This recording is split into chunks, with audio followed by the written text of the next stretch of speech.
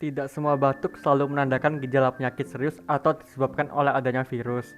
Jika seorang sering batuk kering tapi tidak ada virus penyebabnya, bisa jadi pemicu utamanya adalah alergi. Batuk yang disebabkan alergi dapat berlangsung selama lebih dari 3 minggu bahkan hingga berbulan-bulan.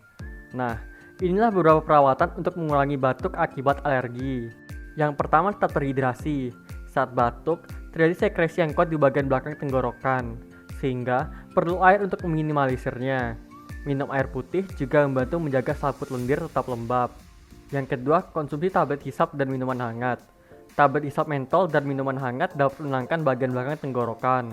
Yang ketiga, minum obat batuk jenis dekongesan atau ekspektoran. Ketika cara sebelumnya masih belum membuat batuk alergi reda, maka Anda dapat beralih ke obat-obatan yang jual bebas untuk meredakan batuk alergi.